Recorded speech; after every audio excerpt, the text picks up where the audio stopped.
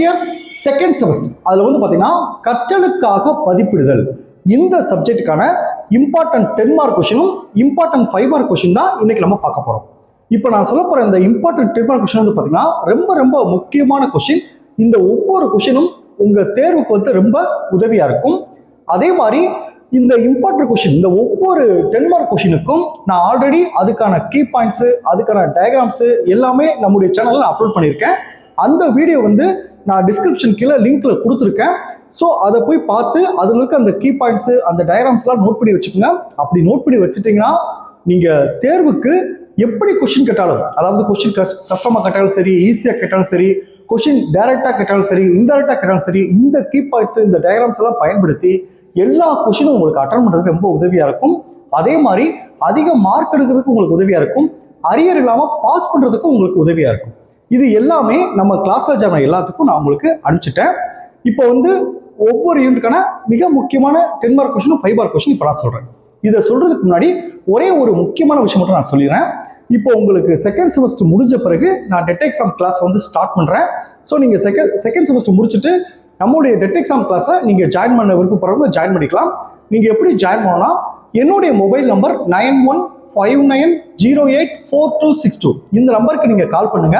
நம்மளுடைய இந்த TET exam கிளாஸ்ல நீங்க எப்படி ஜாயின் பண்ண சொல்லி நான் உங்களுக்கு டீட்டெயிலாக சொல்லிடுவேன். நீங்க செகண்ட் செமஸ்டர் முடிஞ்ச பிறகு ஜாயின் பண்ணுங்க. நான் எப்பவுமே ஒவ்வொரு வருஷமும் செகண்ட் செமஸ்டர் முடிச்சுட்டு தான் இந்த டெட் எக்ஸாம் ஸ்டார்ட் பண்ணுவேன். ஏன்னு பார்த்தீங்கன்னா உங்களுக்கு தேர்ட் செமஸ்டர் வந்து சப்ஜெக்ட் கிடைக்காது, ஒன்லி ரெக்கார்டு ஒர்க் மட்டும் தான், எழுதுற வேலை தான் இருக்கும். ஸோ நீங்க வந்து இப்போ தேர்ட் செமஸ்டர்லேருந்து நீங்க படிக்க ஆரம்பிச்சீங்கன்னா இன்னும் பிஎட் முடிக்க ஒரு வருஷம் இருக்கு. இந்த ஒரு வருஷத்துல நம்ம டெட் எக்ஸாம்க்குரிய சிலபஸ் வந்து ஒரு 70% முடிச்சிட்டிங்கன்னா அடுத்து நீங்க பிஎட்டை முடிச்சுட்டு அடுத்து வர ஃபர்ஸ்ட் டேட்லேயே நீங்கள் ஜெயிச்சிடலாம்.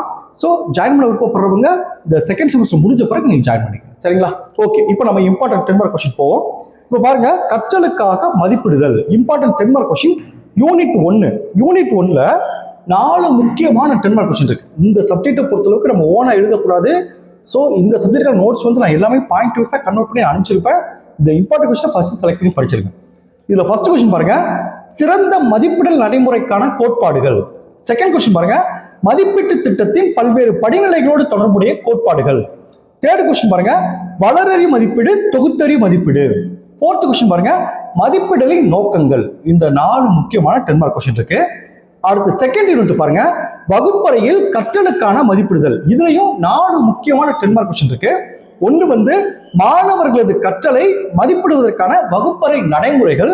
2 மதிப்பிடலின் வகைகள். 3 தொடர் மற்றும் அகல் விரிவான மதிப்பீடு பயன்படுத்தப்படல். 4 மாணவர்களின் கற்றல் தொடர்பான செயல்பாடுகளின் தொகுப்பு. அடுத்து தேர்ட் யூனிட் பாருங்க, வகுப்பறை மதிப்பிடலுக்கான கருவிகளும் உத்திகளும் மற்றும் பிரச்சனைகளும். இந்த சப்ஜெக்ட்ல இருந்து உங்களுக்கு இந்த யூனிட்ல இருந்து 4 இம்பார்ட்டன்ட் கொஸ்டின் இருக்கு. 1 மதிப்பிடலில் திறந்த புத்தக தேர்வு முறை. 2 கற்றலை மதிப்பிடுதல் உள்ள முக்கிய பிரச்சனைகள். 3 சோதனை உருப்படிகளை அமைப்பதற்கான கோட்பாடுகள். 4 சோதனை உருப்படிகளின் வகைகள். இந்த 4 முக்கியமான 10 மார்க் கொஸ்டின் இருக்கு. அடுத்து ஃபோர்த் யூனிட் பாருங்க, அனைத்து பிரிவு மாணவர்களையும் உள்ளடக்கிய பள்ளியில் மதிப்பிடுதல். இதுல 4 முக்கியமான 10 மார்க் கொஸ்டின் இருக்கு. 1 பல்வகை வேறுபாடுடைய கற்போரது கற்றல் செயல்பாட்டின் விளைவை மதிப்பிடுதல். 2 குறையறி சோதனையை உருவாக்குதல். 3 பின்னூட்டம் வழங்குவதற்கான உத்திகள். 4 சிறந்த சோதனையின் பண்புகள். அடுத்து லாஸ்ட் யூனிட் பாருங்க, மதிப்பீட்டு நடைமுறைகள் மற்றும் எண்ணியல் வடிவிலான மதிப்பீட்டு விவரங்களை அறிவித்தல். இதுல 4 முக்கியமான 10 மார்க் கொஸ்டின் இருக்கு. 1 பிரதிபலிப்புதல் அல்லது ஆள் சிந்தனை குறிப்பீடு. 2 மாணவர்களின் கற்றல் தொடர்பான செயல்பாடுகளின் தொகுப்பு.